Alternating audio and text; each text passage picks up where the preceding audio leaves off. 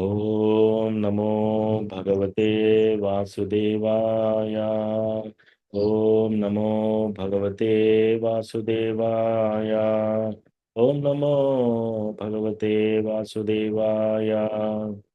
ఓం జ్ఞానతిమిరాంధస్య జ్ఞానాంజనశలాకయా చక్షురున్మీలితం యేన తస్మై శ్రీగురవే నమః.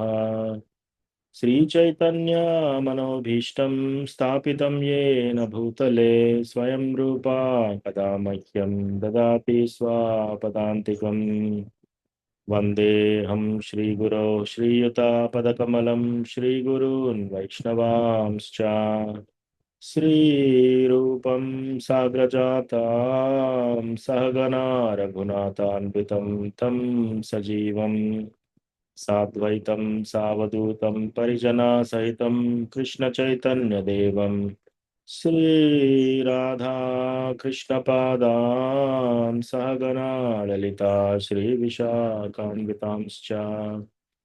हे कृष्णा करुणा सिन्धो दीनबन्धो जगत्पते गोपेशा गोपिकान्ता राधाकान्ता नमोऽस्तुते। तप्त कांचना गौरांगी राधे वृंदावनेश्वरी वृषभानुसुते देवी प्रणमामि हरिप्रिये। वाञ्छाकल्पतरुभ्यश्च कृपा सिन्धुभ्य एव च पतितानां पावनेभ्यो वैष्णवेभ्यो नमो नमः। जय श्री कृष्ण चैतन्य प्रभु नित्यानंद श्री अद्वैता गदाधर श्रीवासादि गौरभक्तवृंदा। हरे कृष्णा कृष्णा कृष्णा हरे हरे, हरे राम राम राम हरे हरे। त्रिनादपि सुनिचेन तरोरपि सहिष्णुना मानिना मानदेन कीर्तनीय सदा हरिः। कथञ्चन स्मृते यस्मिन् दुष्करं सुकरं भवेत् विस्मृते विपरीतं स्यात् श्रीचैतन्यं नमामि तम्।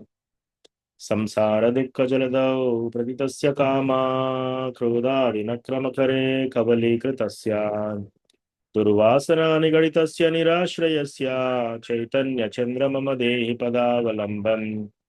चैतन्यचन्द्र मम देहि पदावलम्बम्।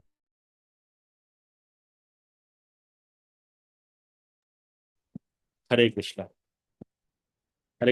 मधुगोपाल प्रभु, गौरव प्रेमी मालिनी माता जी, दंडवत प्रणाम। हरे कृष्ण प्रभु, दंडवत प्रणाम प्रभु। दंडवत।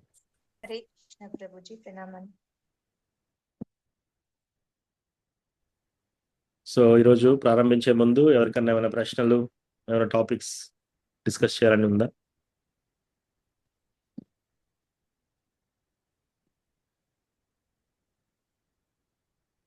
లేదా డైరెక్ట్ గా భగవద్గీతకి వెళ్దామా? ప్రభు హరే కృష్ణ ప్రభు, దండవత ప్రणाम। ఎస్ ప్రభు. ప్రభు, ఈ సనాతన ధర్మం గురించి చెప్పారా ప్రభు? యాక్చువల్ గా సనాతన ధర్మం అంటే ఏంటిది? ఎలా ఉంటుంది సనాతన ధర్మం? సో సనాతన ధర్మ అంటే మనం అందరము ఫాలో అయ్యేది సనాతన ధర్మం. సో హిందూయిజం, ముస్లిం, ఇస్లాం, క్రిస్టియానిటీ, హిందూయిజం. హిందూయిజం అనే వర్డ్ ఎక్కడ లేదు. అది ముస్లిమ్స్ ఏం చేశారంటే ఇండస్ రివర్ అవతల వైపు ఉన్న వాళ్ళందరినీ హిందూస్ అనేవాళ్ళు అనమాట. సో అలాగా హిందూయిజం అని ఏర్పరిచారు. కానీ మనం ఫాలో అయ్యేది హిందూయిజం కాదు, మనం ఫాలో అయ్యేది సనాతన ధర్మం. సనాతన అంటే ఎల్లప్పుడూ ఉండేది. సో సనాతన ధర్మం. సో సనాతన ధర్మ అంటే ఏంటి? బేసికల్లీ ఇక్కడ మనకి భగవంతుడు ధర్మ అర్థ కామ మోక్ష ఈ నాలుగిటి గురించి చెప్పారు మెయిన్లీ. సో ఒకటి, మనం ధర్మం చేస్తే, ఆ ధర్మంగా ఉండి ధర్మం చేస్తే మనకేమొస్తుంది? అర్థం వస్తుంది. అంటే మన యొక్క జీవితము నెక్స్ట్ లైఫ్లో కానీ ఇంప్రూవైజ్ అవుతుంది అనమాట. అంటే ఉన్నత లోకాలకు వెళ్ళడం కానీ, మనం అధర్మంగా ఉన్నప్పుడు మనకి ధనం రూపకంగా అర్థం వస్తుంది. సో అర్థం ఎందుకు? ధనం ఎందుకు? తద్వారా ధర్మ అర్థ కామ మనకున్న కోరికలు తీర్చుకోవడం కోసం ధనం వాడతాం అనమాట. సో ధర్మం ఎందుకు చేస్తున్నారు? అర్థం కోసం, ధనం కోసం. ధనం ఎందుకు? కామం తీర్చుకోవడం కోసం, కోరికలు తీర్చుకోవడం కోసం. ధర్మ అర్థ కామ. ఇలా ఇలా కామం తీర్చుకుంటూ అలా రకరకాల కోరికలతో కామం అంటే ఓన్లీ స్త్రీ పురుషుల మధ్యలే కామం కాదు. మనం ఏమన్నా వస్తువు కొనాలనుకొని దాని మీద తీక్షణంగా సపోజ్ ఎవరన్నా మాతాజీస్ నేను ఈ గోల్డ్ నెక్లెస్ కొనుక్కోవాలి అని బాగా అనుకుంటున్నారు అనుకోండి, అది కూడా కామం అవుతుంది. ఎవరైనా ఫర్ ఎగ్జాంపుల్ ఒక పెద్ద భవనం కట్టుకోవాలి లేదా పెద్ద కారు కొనుక్కోవాలి అనుకున్న, అది కూడా కామం అవుతుంది. కామం అంటే అటువంటి కోరిక. సో ధర్మార్థ కామ ఇలా కోరికలు తీర్చుకొని కొన్ని వేల జన్మల తర్వాత వాళ్ళకి మళ్ళీ అనిపిస్తుంది, ఇదంతా కాదు, నాకు మోక్షం కావాలి ఇప్పుడు. నాకు ఏ కోరికలు వద్దు, నాకు ఎవ్వరు వద్దు, నాకు ఏది వద్దు, అన్నీ వదిలేస్తాను, నాకు మోక్షం కావాలి. ఆ మోక్షం కావాలి అనుకోవడం కూడా ఒక కోరికే. సో ధర్మార్థ కామ మోక్ష. సో సనాతన ధర్మంలో మనకి ఈ 4 చెప్పారనమాట. ధర్మం ఎలా ఉండాలి, అర్థం ఎలా ఉంటుంది, కామం ఎలా ఉంటుంది, మోక్షం ఎలా ఉంటుంది, ఇవన్నీ. సో శ్రీమద్ భాగవతం ఏం చేస్తుంది, 2 శ్లోకాలున్నాయి. ధర్మ ప్రోజిత కైతవోత్ర పరమో నిర్మత్సరానాం సతాం వేద్యం వాస్తవమత్ర వస్తు శివదం తాపత్రయోన్మూలనం శ్రీమద్భాగవతం ప్రమాణమమలం. సో ధర్మ ప్రోజిత కైతవ, ఏదైతే కైతవ ధర్మం ఉందో, అంటే మనం డెవలప్ కావాలి, మీరు ఈ పూజ చేస్తే మీకు ఈ ఫలితం వస్తుంది, ఇవన్నీ చీటింగ్ అన్నమాట. ఒక రకంగా చూస్తే మనకంతా చీటింగ్ అది. ఎందుకు? కైతవ ధర్మం. కైతవ అంటే చీటింగ్. సో శ్రీమద్ భాగవతం ఏం చేస్తుంది, 2 శ్లోకాలనే మొదట్లోనే 2 శ్లోకంలోనే కైతవ ధర్మాన్ని తన్ని పడేస్తుంది అనమాట. ఎందుకంటే మనకి కోరికలు తీర్చుకోవడం కోసము మనం చేసే ప్రయత్నము తాత్కాలికం, కొన్ని రోజులప్పటికే పనిచేస్తుంది, అది ఎల్లప్పుడూ పనిచేయదు. కాబట్టి ఈ కైతవ ధర్మ కాకుండా భాగవత ధర్మ, భాగవత ధర్మ సో ఇదేం చెప్తుంది అంటే మనము ఈ ధర్మార్థ కామ మోక్షాల నుంచి ఇంకా పైకి వెళ్ళాలి. భక్తి యోగ. సో ఆ భక్తి మార్గం గురించి భగవంతుని యొక్క ప్రేమ భక్తి ఎలా పొందాలి అని చెప్పేసి ఆ విషయాలన్నీ శ్రీమద్ భాగవతంలో చెప్తారనమాట. సో అందుకే మనం శ్రీమద్ భాగవతం చదివినప్పుడు ఏమవుతుంది, మనకు అన్ని చక్కగా అర్థమైపోయి మనము ఫస్ట్ ఆఫ్ ఆల్ మనం ఈ శరీరం కాదు, మనం ఎంత సంపాదించినా సరే ముసలి వాళ్ళు అయిపోయిన తర్వాత మన యొక్క శరీరం చాలా దారుణంగా తయారైపోతుంది. మనం ఎంత పలుకుబడి ఉన్నా సరే, ఎంత పేరున్నా సరే, ఇంకా ఆ టైంలో మన దగ్గరికి కూడా ఎవరు రారు. అలా ఉంటుంది పరిస్థితి. సో ఇదంతా ఒక రకంగా చీటింగే కదా. మనకు యవ్వనంలో ఉన్నప్పుడు చాలా చాలా కష్టపడి పనిచేస్తున్నాం, ధనం సంపాదిస్తున్నాము, కీర్తి సంపాదిస్తున్నాం, పేరు ప్రతిష్టలు సంపాదిస్తున్నాం. కానీ ఏమవుతుంది, ముసలితనం వచ్చిన తర్వాత అంతా ప్రాబ్లమ్సే. ఆ తర్వాత మరణించిన తర్వాత మనతోనే అంతా దూరం అయిపోతుంది. మనకు ఉన్నదంతా పరపతి, పేరు, ప్రతిష్ట, ధనము అన్నీ వేరే వాళ్ళకి వెళ్ళిపోతాయి. కాబట్టి తెలివి కల వాళ్ళు ఏం చేస్తారు, ఈ భాగవత్ ధర్మ దీనిలోకి వెళ్తారన్నమాట. సో ఇదే కాకుండా సనాతన ధర్మాలో ఇంకా 4 ఆశ్రమాల గురించి కూడా చెప్తారనమాట. ఒకటి బ్రహ్మచార్య ఆశ్రమం, తర్వాత 2వది గృహస్థాశ్రమం, వానప్రస్థాశ్రమం, సన్యాసాశ్రమం ఆశ్రమం. సో బ్రహ్మచారి ఆశ్రమంలో అసలు బ్రహ్మచర్యం ఎలా చేయాలి, మనం ఫస్ట్ గురువును ఎలా ఎంచుకోవాలి, ఆ గురువు దగ్గర మనం ట్రైనింగ్ ఎలా తీసుకోవాలి, గురుకులానికి వెళ్ళేసి ఆస్టియర్ చాలా తపస్విగా చాలా సంవత్సరాలు వాళ్ళు యవన దశకు వచ్చేంత వరకు చదువుకుంటారు అక్కడ. ఆ తర్వాత అప్పుడు వాళ్ళకి డెసిషన్, ఒకవేళ వాళ్ళ ఇంద్రియాలు నిగ్రహించుకోగలిగితే బ్రహ్మచారిగానే ఉండిపోతారు లైఫ్ లాంగ్. కాకపోతే అలా లేకపోతే అప్పుడు గృహస్థాశ్రమంలో మ్యారేజ్ చేసుకొని కృష్ణ భగవానుని భక్తిలో ముందుకు వెళ్ళే ఫ్యామిలీ మెంబర్స్ని పోషిస్తూ అలా చేసి ఫ్యామిలీని కూడా, పిల్లల్ని కానీ వాళ్ళని కూడా కృష్ణ చైతన్యంలో పెంచడం, ఇది గృహస్థాశ్రమం. పెళ్లి చేసుకున్న ప్రతి వాళ్ళు గృహస్థాశ్రమం కాదు, గృహమేధీస్. సో వాళ్ళు ఇంద్రియ భోగం గురించి పెళ్లి చేసుకున్న వాళ్ళ గురించి చెప్పట్లేదు ఇక్కడ. సో బ్రహ్మచార్యాశ్రమం, గృహస్థాశ్రమం, ఆ తర్వాత 50 సంవత్సరాల వయసు వచ్చిన తర్వాత వానప్రస్థ అంటే అప్పుడు వాళ్ళకి అన్ని ఇంకా ఫ్యామిలీ బాండేజెస్ అన్ని వదిలేసి భక్తిలో తీవ్రంగా చేయాలి. ఆ తర్వాత సన్యాసం తీసుకోవడం అంటే మన దగ్గర ఏముంది మనం వదిలేయడానికి, ఏమీ లేదు, ఏది మనది కాదు.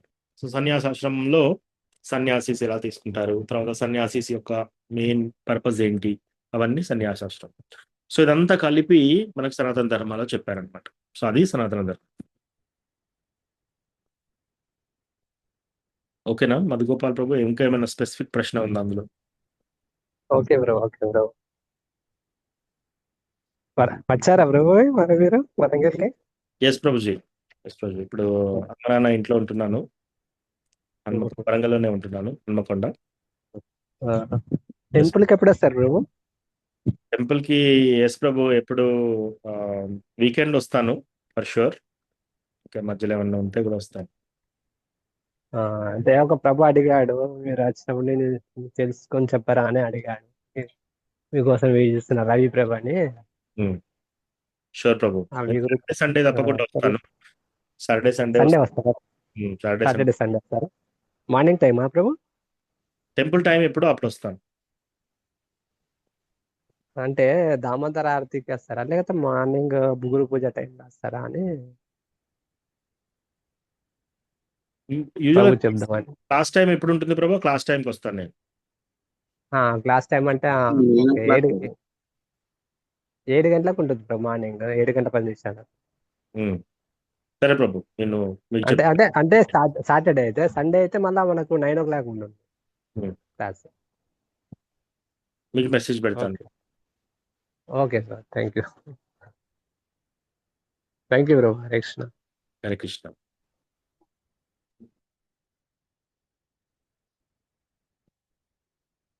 ఓకే, ఇంకేమైనా ప్రశ్న లేకపోతే మనము. హరే కృష్ణ ప్రభు. ఎస్ ప్రభు, అశోక్ ప్రభు. మేము కూడా వెయిటింగ్ ప్రభు, మీరు ఎప్పుడు వస్తారని తెలిసింది, ఇండియాకి వచ్చారని తెలిసింది. మేము ఊర్లో ఉన్నాము. మీరు నెక్స్ట్ ఈ సండేకి వస్తారా ప్రభు టెంపుల్ కు? ఈ సాటర్డే సండే వస్తాను ప్రభు. అంటే సండే చూస్తాం ప్రభు. మేము కూడా అదే, మీరు ఇండియాలో ఉన్నారని తెలిసింది, కలవాలని చూస్తున్నాం. మేము కూడా ఇక సండేకి వరంగల్కి వస్తాం. ఇంకా ఎస్ ప్రభు, మీ అందరినీ కూడా కలవాలని నాకు కూడా ఉంది. మీ అందరి దర్శనం బ్లెస్సింగ్స్ ఆ తీసుకోవాలని. రోజు మా అమ్మ మాతాజిని కలిశాను. మా అమెరికా పోయి వచ్చినాక కలిస్తే మా అమ్మ మాతాజి చెప్పింది, ప్రభు మీ గురించి అప్పుడప్పుడు చెప్తాడు క్లాస్ అయిపోగానే అని చెప్పింది. హరే కృష్ణ అని చెప్పాను అమ్మ మాతాజి. ఓకే ప్రభు, సండే కలుస్తా ప్రభు. ఎస్ ప్రభు. హరే కృష్ణ.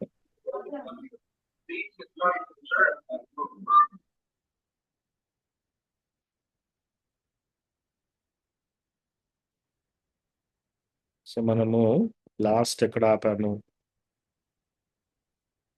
28వ శ్లోకం, 4వ చాప్టర్ 28వ శ్లోకం.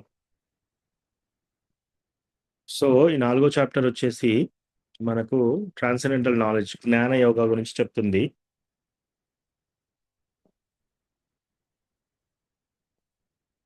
ఒక 3 శ్లోకాలు ముందుకెళ్ళి చూద్దాం. 25వ శ్లోకంలో ఒక్క నిమిషము, నేను వెళ్ళి బుక్ తీసుకొస్తాను, తెలుగు పుస్తకం.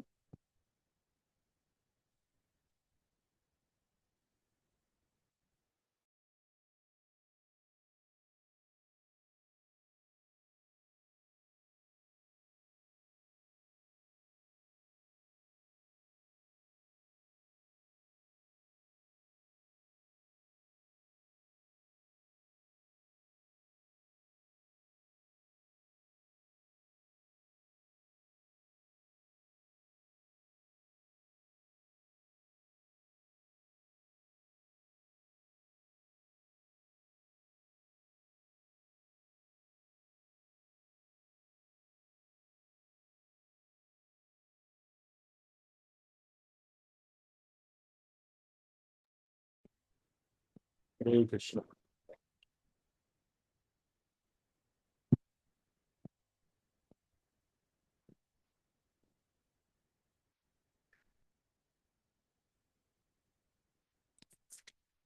నాలుగు 25.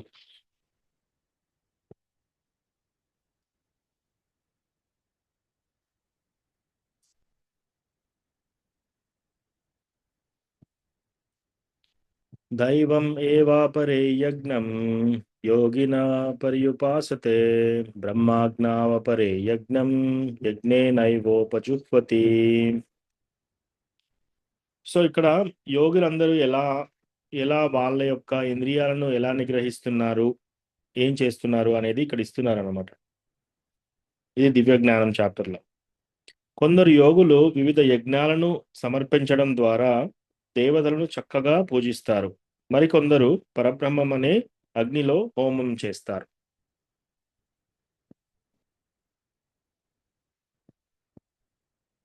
26వ శ్లోకంలో శ్రోత్రాదీనింద్రియాణ్యన్యే సంయమాగ్నిషు జుహ్వతి శబ్దాదీన్ విషయానన్యా ఇంద్రియాగ్నిషు జుహ్వతి. మరికొందరు ఏం చేస్తారంట,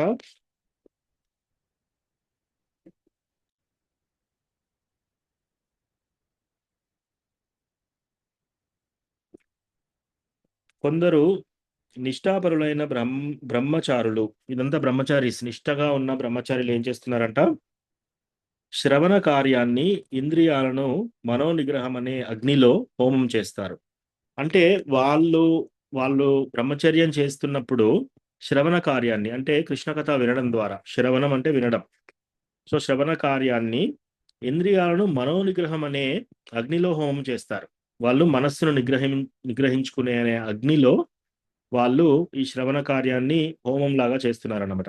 కాగా ఇతరులు, సక్రమమైన గృహస్థులు ఇంద్రియ విషయాలను ఇంద్రియాలనే అగ్నిలో హోమం చేస్తారు. సో ఇప్పుడు బ్రహ్మచారీస్ ఏం చేస్తున్నారు, వాళ్ళ నిగ్రహించుకొని మనస్సును నిగ్రహించుకొని ఆ యొక్క హోమంలో వాళ్ళ యొక్క శ్రవణం ద్వారా అది హోమం చేయగా, గృహస్థులు, మంచిగా ఉన్న గృహస్థులు వాళ్ళు ఏం చేస్తున్నారు, ఇంద్రియ విషయాలను ఇంద్రియాలనే అగ్నిలో హోమం చేస్తున్నారు. సో వాళ్ళు అంటే మనకి 4 ఆశ్రమాలు ఉన్నాయన్నమాట. 4 ఆశ్రమాలు ఇంతకుముందు మనం చూసాం కదా, బ్రహ్మచారి ఆశ్రమం, గృహస్థాశ్రమం, వానప్రస్థాశ్రమం, సన్యాసాశ్రమం. ఇట్లా ఈ 4 ఆశ్రమాలలో వాళ్ళు ఏ విధంగా తపస్సులు ఆచరిస్తున్నారు అనేది చెప్తున్నారు అనమాట. సో బ్రహ్మచారీస్ మనస్సు నిగ్రహించుకోవడము, అలాగే గృహస్థులు ఏం చేస్తున్నారు, వాళ్ళు వాళ్ళ యొక్క ఇంద్రియాలను వాడుతున్నారు, కానీ కామోస్మి భరతర్షభ, సి వాళ్ళు పిల్లల్ని కన్నా కూడా అది ఎందుచేత, ఓన్లీ కృష్ణ భగవానుని భక్తిలో పెంచడంలో, కృష్ణ భగవానుని భక్తిలో జీవాలను ఇన్వైట్ చేసి వాళ్ళను కృష్ణ చైతన్యంలో తీసుకురావడం, అది కూడా ఒక రకమైన యజ్ఞమే అన్నమాట. సో అలా చేస్తున్నారు.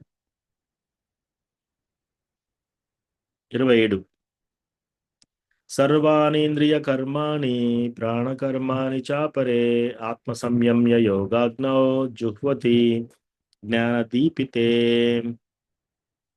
అలాగే మరికొందరు ఏం చేస్తున్నారు, మనస్సును ఇంద్రియాలను నిగ్రహించడం ద్వారా ఆత్మానుభూతిని సాధించడంలో ఇష్టము కలిగిన కొందరు సమస్తేంద్రియ కార్యాలను, ప్రాణవాయువు కార్యాలను మనోనిగ్రహం అనే అగ్నిలో ఆహుతి చేస్తున్నారు.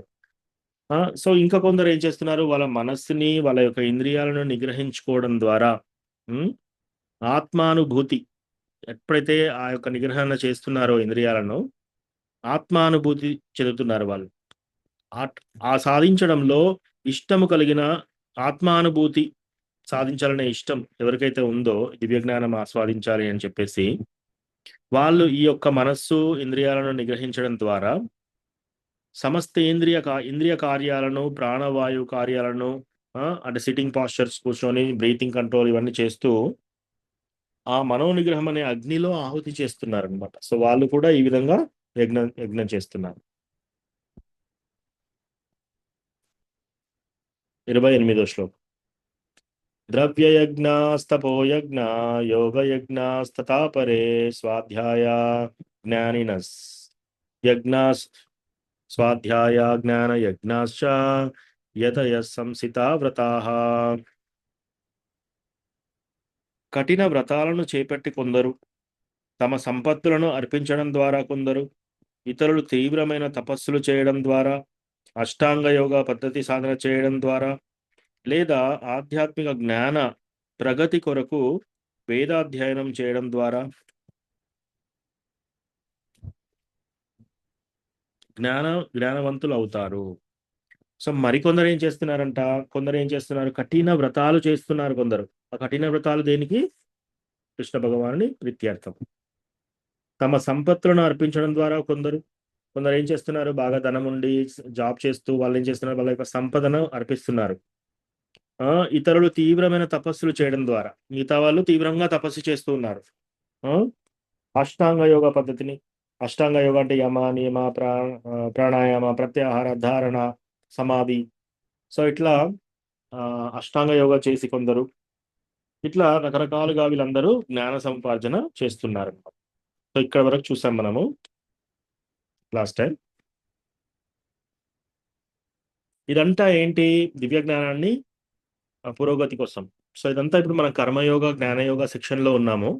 భక్తి యోగకు రాలేదన్నమాట. సో మనం డివోటీస్ చేసేది ఇది కాదు. డివోటీస్ చేసేది మనకు 6వ చాప్టర్ నుంచి ఉంటుంది. కానీ కృష్ణ ఏం చెప్తున్నాడు, అన్ని రకాలుగా మనకి ఇన్ఫర్మేషన్ ఇస్తున్నాడు అనమాట. టెక్స్ట్ 29. ఓకే,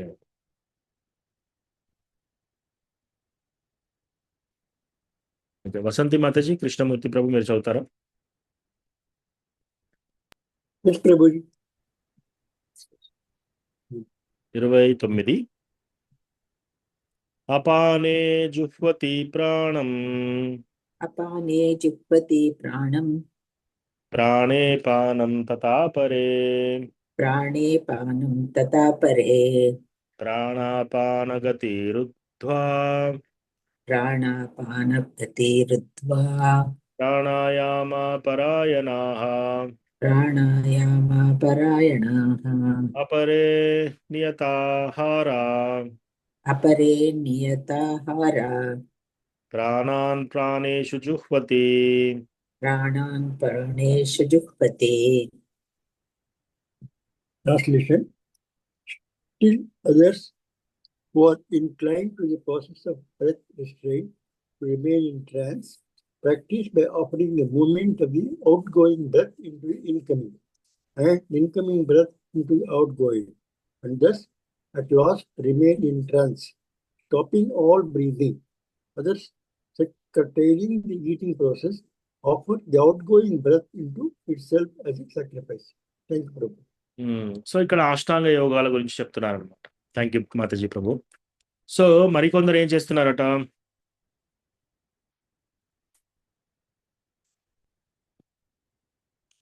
సమాధిలో నిలవడానికి ప్రాణాయామ పద్ధతి పట్ల మృగ్గు చూపే ఇంకా కొందరు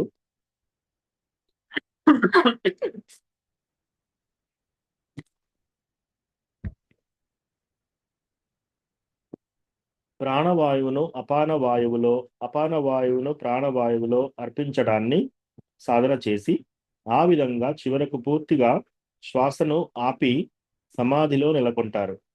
ఇంకొందరు ఆహారం తినడం తగ్గించి ప్రాణవాయువులోనే యజ్ఞముగా అర్పిస్తారు. సో ఇక్కడ ఎస్పెషల్లీ అష్టాంగ యోగాలో ఏం చేస్తున్నారు, అష్టాంగ యోగాలో 8 అంగాల యొక్క ఫస్ట్ యమ అంటే ఏమేమి చేయకూడదు అనేది యమాలో చెప్తారు. ఏమేమి నియమాలు పాటించాలి అందులో నియమ చెప్తారు. యమ నియమ ఆసన, ఏ విధంగా కూర్చోవాలి తపస్సు చేసేటప్పుడు, యమ నియమ ఆసన ప్రాణాయామం. ఆసన తర్వాత ప్రాణాయామ చేస్తున్నారు అనమాట. ప్రాణాయామ అంటే ఏంటి, ప్రాణ అపాన. సో ప్రాణ అంటే మనము లోపలికి తీసుకునే గాలి, అపాన అంటే మన బాడీలో నుంచి గాలి బయటికి రావడం.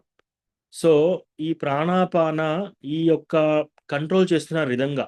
అంటే వాళ్ళు ఏం చేస్తున్నారు, ఒక రకంగా వాయువును లోపలి తీసుకొని హోల్డ్ చేస్తారు, తర్వాత మళ్ళీ వదిలేస్తారు. మీరు ప్రాణాయామ చేస్తున్నారు కదా, ఒక ముక్కులో నుంచి పీలుస్తారు, తర్వాత కొద్దిసేపు హోల్డ్ చేసి మళ్ళీ ఇంకో ముక్కు నుంచి వదులుతారు అనమాట. సో అట్లా ఇదంతా రెగ్యులేషన్ని, మన యొక్క లోపల ఉన్న వాయువుని అంతా రెగ్యులేట్ చేసి అలా చేయగా చేయగా చేయగా వాళ్ళు ట్రాన్స్లోకి వెళ్ళిపోతారు. కొందరు అట్లా చేయగా కొందరు ఏం చేస్తున్నారు, ఇదంతా రెగ్యులేట్ చేసిన తర్వాత అందులో గట్టిగా ఆపేస్తారు, మొత్తానికి బ్రీతింగ్ ఆపేసి ఆ విధంగా వాళ్ళు ఏం చేస్తున్నారు, వాళ్ళు యజ్ఞముగా అర్పిస్తున్నారు అనమాట. కొందరు డైరెక్ట్గా ప్రాణవాయువులోనే యజ్ఞం చేస్తున్నారు. సో అట్లా రకరకాల యోగా పద్ధతులు ఇక్కడ చెప్తున్నారు అనమాట మనం.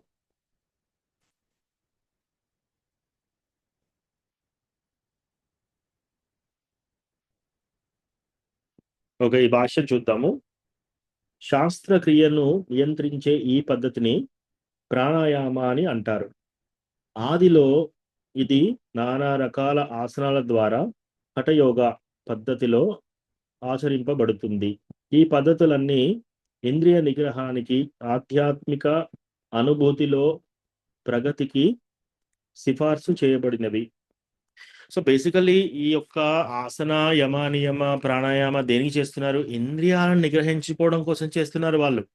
కానీ ఇవాళ రేపు మీరు ఏం చేస్తున్నారు? యోగా స్టూడియోస్ అని పెట్టేసి అంత హఠయోగా అని పెట్టేసి ఏం చేస్తున్నారు? కొందరు హాట్ యోగా అని, కొందరు ఈ యోగా అని, ఆ యోగా అని. ఇదంతా ఏంటి? మన బాడీని చక్కగా ఉంచుకోవాలి, ఇంద్రియాలను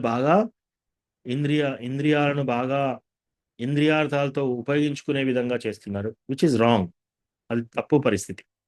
అసలైతే ఏంటి? ఇంద్రియ నిగ్రహం గురించి చేస్తారనమాట, మెడిటేషన్ కానీ ఏదైనా సరే. సో ఇది చెప్తున్నారు. ఈ పద్ధతులన్నీ ఇంద్రియ నిగ్రహానికి, ఆధ్యాత్మిక అనుభూతిలో ప్రగతి సిఫార్సు చేయబడినవి. దేహంలోని వాయువులను నియంత్రించి వాటి గమన దిశలను తారుమారు చేయడం ఈ పద్ధతిలో ఉంటుంది. మనం చూసాం కదా, ఒకసారి పీల్వడము, ఒకసారి ఆపడము, ఒకసారి వదలడము. అపాన వాయువు అధోముఖంగా వెళుతుంది, ప్రాణవాయువు ఊర్ధ్వంగా వెళుతుంది. సో ప్రాణవాయం పైకి వెళ్తుంది, అపానవాయువు కిందికి వెళ్తుంది అన్నమాట. ప్రాణాయామ యోగ పరిక్రమలో అంటే సమతా స్థితిలో వాయు చలనాలు తటస్థమయ్యేంత వరకు విరుద్ధ దిశలో శాస్త్రక్రియను సాధన చేస్తాడు. సో ఇదంతా తటస్థంగా ఉండేంత సేపు ఈ ప్రాక్టీస్ చేస్తున్నారనమాట. ఉచ్ఛ్వాసాన్ని, నిశ్వాసాన్ని అర్పించడము, రేచకము. 2 వాయు చలనాలు పూర్తిగా ఆగినప్పుడు మనిషి కుంభయోగంలో ఉన్నట్లు చెప్పబడుతుంది. సో అలా ముందు శ్వాస తీసుకోవడము, వదలడము, ఇట్లా ఆపడము, ఇట్లా 2 ఆపిన తర్వాత అది ఏముంటుందంట? కుంభయోగ స్థితి అంట. కుంభయోగ సాధన ద్వారా మనిషి ఆధ్యాత్మిక అనుభూతిలో పూర్ణత్వము కొరకు ఆయువును పెంచుకోగలుగుతాడు. ఇట్లా ఉంటే ఆయుష్ పెంచుకుంటారనమాట, ఆ విధంగా చేస్తూ. అందుకే మీరు హిమాలయాస్ లో కొందరు తపస్సులు చేస్తూ, చాలా మంది ఐస్ మీద కూర్చొని ఉంటారు. ఇవన్నీ చేయొచ్చు. సో వాళ్ళ ఆయుష్ను బాగా పెంచుతున్నారు అనమాట. కొందరు 200 సంవత్సరాలు బతుకుతారు, కొందరు 500 సంవత్సరాలు బతుకుతారు. అలా ఉన్నారు ఇప్పటికి కూడా హిమాలయాస్ లో. తెలివి కలిగిన యోగి మరొక జన్మ కొరకు వేచి ఉండక ఒక జన్మలను పూర్ణత్వాన్ని సాధించడంలో ఇష్టం కలిగి ఉంటాడు. సో వీళ్ళందరూ ఏం చేస్తున్నారు? కొందరు ఇంద్రియాలను నిగ్రహించుకోవడానికి ప్రయత్నం చేస్తున్నారు, కొందరు ఏం చేస్తున్నారు? ఆయుష్ను పెంచుకోవడానికి ప్రయత్నం చేస్తున్నారు, కొందరు ఏం చేస్తున్నారంటే మిస్టిక్ సిద్ధీస్ వస్తాయన్నమాట. అలా చేయగా ఏమొస్తుంది? సిద్ధి వస్తున్నాయి. అంటే ఆకాశంలో తేలడం, నీళ్ల పైన నడవడం, చేతిలో ఏదైనా సృష్టించడం, ఇలాంటి సిద్ధీస్ వస్తాయి. అంటే వాళ్ళు ఏది కావాలంటే అది వశీకరణ చేసుకోవడము, ఇటువంటి అన్ని సిద్ధీస్ వస్తాయి అన్నమాట. సో ఇట్లా సిద్ధీస్ కూడా, అది కూడా ఒక రకమైన కోరికే. మనకి ఎప్పుడైనా ఏదైనా పవర్ ఉందనుకోండి, మనం ఆ పవర్ వాడతాం. సో అట్లా దాని గురించి ఇంత తీవ్రమైన తపస్సులు చేస్తున్నారనమాట. అయితే ఇక్కడ ప్రభుపాద ఏం చెప్తున్నారు? తెలివి కలిగిన యోగి, ఎవరైతే బాగా తెలివి కలిగిన యోగి ఏం చేస్తున్నాడు? నాకు ఈ జన్మ మరణ చక్రం నుంచి బయటికి రావాలి, ఇంకొక జన్మ లేకుండా ఉండాలనే ప్రయత్నం వాళ్ళు చేస్తున్నారట. కుంభయోగ సాధన ద్వారా యోగులు అనేక సంవత్సరాలు తమ ఆయువును పెంచుకుంటారు. అయినా కృష్ణ భక్తి భావనాయుతుడైన వ్యక్తి సర్వదా దివ్యమైన భగవత్ సేవలను నెలకొని ఉన్నవాడై సహజంగానే ఇంద్రియ నిగ్రహణ పరుడిగా అవుతాడు. సో కృష్ణ భగవానుడి భక్తిలో మనం చేసేవాళ్ళు, మనం ఏదో ఆయుష్ పెంచుకుందామని ఇలా ట్రై చేయట్లేదు. మనం కృష్ణ భక్తి చేస్తూ ఉంటుంటే వాళ్ళకి ఆల్రెడీ ఇంద్రియ నిగ్రహణ వచ్చేస్తుంది. కృష్ణ భక్తి చేసే వాళ్ళకి, అతనికి ఇంద్రియాలు సర్వదా కృష్ణ సేవలను నెలకొనినవై వేరొక కార్యంలో నెలకొనవు. సో ఈ భక్తుడి యొక్క లక్షణం ఏంటి? ఎప్పుడైనా వాళ్ళ యొక్క అన్ని ఇంద్రియాలు కృష్ణ భగవాను సేవలోనే వాడుతున్నారు. వాళ్ళ కళ్ళను కృష్ణ భగవానుని సౌందర్యాన్ని చూడడానికి వాడుతున్నారు. వాళ్ళ చెవులను ఏం చేస్తున్నారు? సినిమా పాటలు వినడానికా? కాదు. వాళ్ళ చెవులు ఏం చేస్తున్నారు? భగవంతుడి యొక్క కీర్తన వినడానికి, భగవంతుని యొక్క భాగవత కథ వినడానికి చేస్తున్నారన్నమాట. సో అట్లా వాళ్ళ యొక్క ముక్కు భగవంతునికి అర్పించిన పుష్పాలను వాసన చూడడం ద్వారా అన్ని ప్యూరిఫై చేస్తున్నారు అట్లా ఇంద్రియాలను. కనుక జీవితాంతములో అతడు సహజంగానే శ్రీకృష్ణుని దివ్య పదానికి చేరుకుంటాడు. ఇలా మనం ప్రతిరోజు ప్రాక్టీస్ చేస్తూ ఇంద్రియాలను కృష్ణ భగవానుని భక్తిలో గనుక మనం పెడితే చివరి దశలో మనం ఏం చేస్తున్నాం? కృష్ణ గురించి తలుచుకుంటున్నాం. అందుకే అతడు తన ఆయుర్దాయాన్ని పెంచుకునే యత్నము చేయడు. సో డివోటీస్కి ఏంటి, మనం ఆయుష్ పెంచుకోవడానికి ఎవరైనా ప్రయత్నం చేస్తారా? ఎవరు చేయరు. అలా ఎవరైనా చేస్తున్నారు అంటే వాళ్ళు డివోషనల్ సర్వీస్లో సరిగ్గా లేరు అని అర్థం. మనం ఆయుష్ పెంచుకోవడానికి మనం ప్రయత్నం కాదు. మనం ఆరోగ్యం బాగానే ఉంచుకోవాలి, ఆరోగ్యం పెంచుకోవడానికి ట్రై చేయాలి, కానీ అది మన మెయిన్ గోల్ కాదు. మెయిన్ గోల్ ఏంటి? అంతే నారాయణ స్మృతి, లాస్ట్ చివరి గడియల్లో కృష్ణాన్ని తలుచుకోవాలి, ఆ సర్వీస్ మనం చేయాలి. అది అన్నమాట.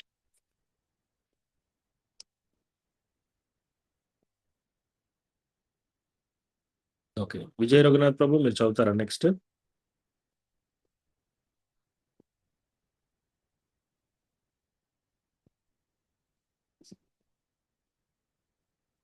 ఓకే, గౌరవ ప్రేమి మాలిని మాతాజీ.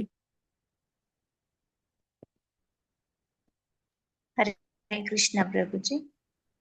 30వ శ్లోకం. సర్వేప్యేతే యజ్ఞవిదో సర్వేప్యేతే యజ్ఞవిదో యజ్ఞక్షపిత కల్మషాః యజ్ఞక్షపిత కల్మషాః యజ్ఞశిష్టామృతభుజో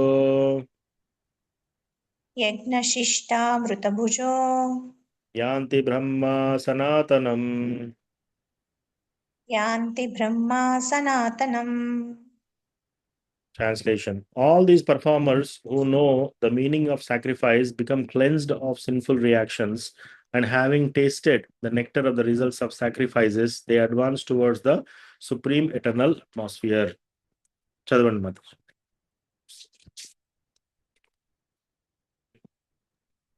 యజ్ఞ ప్రయోజనమును ఎదిగిన ఈ కర్తలందరూ పాపఫలముల నుండి శుద్ధిపడి యజ్ఞఫలమనేది అమృతమును ఆస్వాదించినందున నిత్యమైన భగవద్ధామము వైపునకు పురోగమింతురు.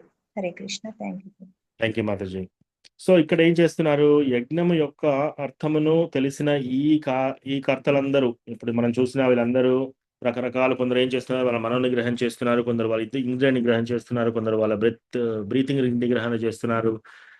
సో ఇట్లా రకరకాలుగా చేసి వాళ్ళు ఏం చేస్తున్నారట, వాళ్ళ యొక్క పాపం నుండి శుద్ధిపడి యజ్ఞ ఫలాలచే అమృతమును రుచి చూసిన వారై, యజ్ఞ ఫలమును అమృతాన్ని రుచి చూస్తారు వాళ్ళు. కాబట్టి వాళ్ళు ఏంటి, నిత్య స్థానం వైపుకి ప్రయాణిస్తున్నారు అనమాట, పరమ నిత్య స్థానం, వైకుంఠ లోకాలకి లేకపోతే బ్రహ్మజ్యోతిలోకి.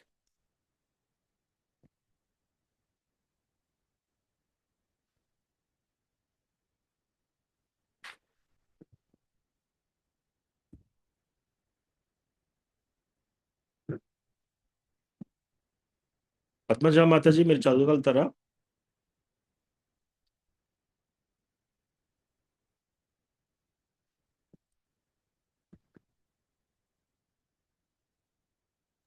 చదవగలుగుతాను ప్రభుజీ. హరే కృష్ణ. హరే కృష్ణ మాతాజీ. 31వ శ్లోకం. నాయం లోకోస్త్యయజ్ఞస్య నాయం లోకోస్త్యయజ్ఞస్య కుతోన్యా కురు సత్తమా. కుతోన్యా కురు సత్తమా. O best of the Kuru dynasty, without sacrifice one can never live happily on this planet or in this life. What then of the next? చదవండి మరి. ఓ కురువంశ శ్రేష్ఠుడా, యజ్ఞంను నిర్వహింపకుండా ఎవరును ఈ లోకమున గాని ఈ జన్మమునందు గాని ఆనందంగా జీవింపలేరు. అట్టి ఎడ ఇక తర్వాతి జన్మమును గూర్చి వేరుగా చెప్పనేలా. Thank you Mataji. సో కురువంశ శ్రేష్ఠ అర్జున, యజ్ఞం లేకుండా మనిషి ఈ లోకంలో లేదా జీవితంలో ఎన్నడూ సుఖంగా జీవించలేడట. సో ఏదో ఒక యజ్ఞం చేయాలి మనం. సో ఏదో ఒక యజ్ఞం చేస్తూనే ఉండాలి. అంటే ఇంద్రియ నిగ్రహం ఒక యజ్ఞము, బ్రీతింగ్ కంట్రోల్, ఇవన్నీ. కానీ మనం వాటి వైపు చూడకుండా మనం జపా చేస్తున్నాం. జపా కూడా ఒక యజ్ఞమే. సో ప్లస్ ప్రతిదీ మనం కృష్ణకు అన్ని ఆఫర్ చేసేది ఇదంతా కూడా సాక్రిఫైస్, ఇదంతా ఒక యజ్ఞమే అన్నమాట. సో అట్లా ఇది కృష్ణకి చాలా ప్లీజింగ్. సో తద్వారా ఏమవుతుంది, మనకి యజ్ఞాన్ని అర్పించడం ద్వారా మనం సుఖ సంతోషాలతో ఉంటాం అనమాట, సుఖంగా జీవించడం. ఎప్పుడైతే ఎవరైతే యజ్ఞం చేయడో వాడు ఏం చేస్తాడంట, ఏ జీవితంలో హ్యాపీగా ఉండడు, ఎన్నడూ సుఖంగా జీవించలేడు. ఇంకా అసలు ఇంకా వచ్చే జన్మ గురించి చెప్పాల్సిన అవసరం ఏముంది, వాళ్ళు ఎట్లాగూ హ్యాపీగా ఉంటారు ఆ జన్మలో కూడా. సో యజ్ఞం అనేది చాలా ఇంపార్టెంట్, సాక్రిఫైస్.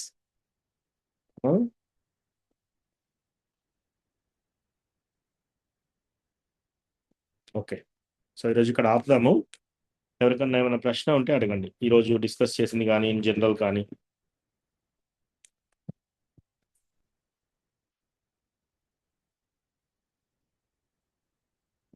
హరే కృష్ణ. వనజాక్షి మాతాజీ, దండవత్ ప్రణామ్.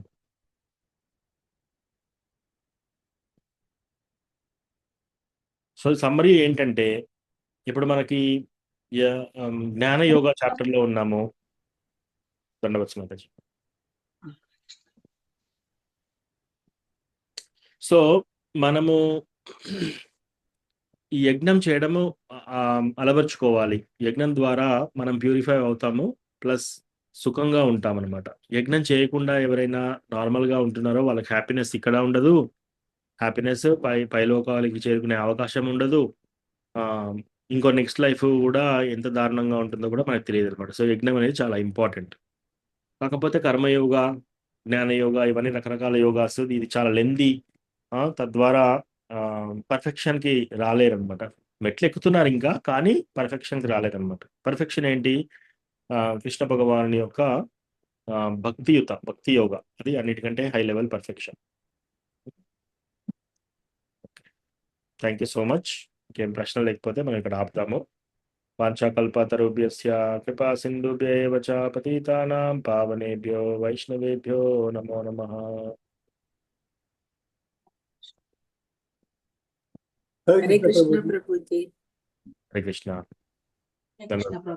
హరే కృష్ణ ప్రభుజీ, ప్రణామాలు. హరే కృష్ణ ప్రభు, ధన్యవాదాలు. సారీ ప్రభు, ఇందాక మీరు పిలిచారంట, నేను టెంపుల్ లో ఉండి. షూర్ ప్రభు, మీరు సర్వీస్ లో ఉండుంటారు. Thank you.